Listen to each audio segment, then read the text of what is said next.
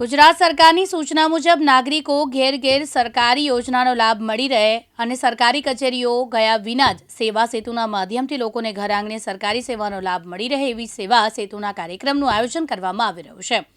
ત્યારે જિલ્લા વહીવટીતંત્ર તેમજ ગ્રામ પંચાયત કડાના સંયુક્ત ઉપક્રમે સેવા સેતુ કાર્યક્રમ યોજવામાં આવ્યો। આ કાર્યક્રમમાં આવક જાતિના દાખલા, આધાર કાર્ડ, બીપીએલના દાખલા, જન્મ મરણ લગ્નની નોંધણી, પ્રમાણપત્ર, પ્રધાનમંત્રી આયુષ્યમાન કાર્ડ, મેડિકલ ચેકઅપ, સમાજ કલ્યાણ, સમાજ સુરક્ષા, મરણોત્તર સહાય વગેરેની સ્થળો પર અરજીઓ સ્વીકારી પ્રમાણપત્ર ઇસ્યુ કરવામાં આવ્યા હતા, જેના કડાના નાગરિકોએ મોટી સંખ્યામાં ઉપસ્થિત રહી લાભ મેળવ્યો હતો।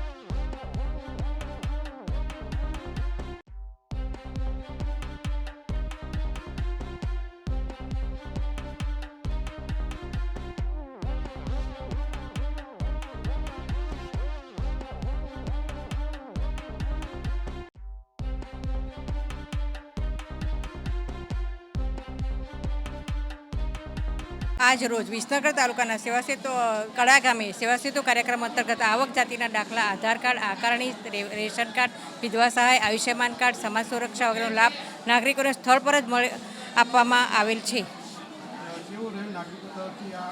બહુ સારું રહ્યું છે। બધા નાગરિકો સારો લાભ આ બાબતે સારો સહકાર પણ આપે છે અને લાભ પણ લે છે। જસવંતસિંહ ચાવડા મારું નામ છે।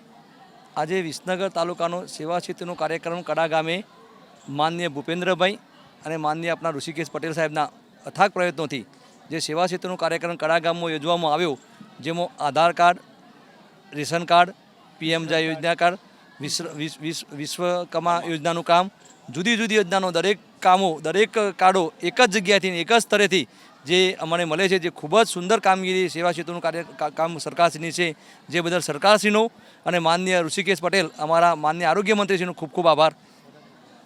અને આ મેન તો અમારા વડાપ્રધાન શ્રી નરેન્દ્રભાઈના દીર્ઘદ્રષ્ટિથી આજે સેવા સેતુનો કાર્યક્રમ સાથે સાથે સંકલ્પ યાત્રાનું પણ આજે કડા ગામે વિસર્જન થયું હતું। તો બંને કાર્યક્રમ એક સાથે એક જ જગ્યાએ કડા કુમારશાળામાં યોજ્યો તો માનનીય વડાપ્રધાન નરેન્દ્રભાઈ મોદી સાહેબ, ભૂપેન્દ્રભાઈ પટેલ ગુજરાત રાજ્યના મુખ્યમંત્રી શ્રી, અમારા ધારાસભ્ય ઋષિકેશ પટેલ આરોગ્ય મંત્રીશ્રીનો, તમામનો તથા મામલતદારશ્રી, પ્રાંત અધિકારીશ્રી, તમામ સ્ટાફગણનો ખૂબ ખૂબ આભાર। જય હિન્દ, જય માતાજી, ભારત। અનુપસિંહ ચાવડા, દિવ્યાંગ ન્યૂઝ, મહેસાણા।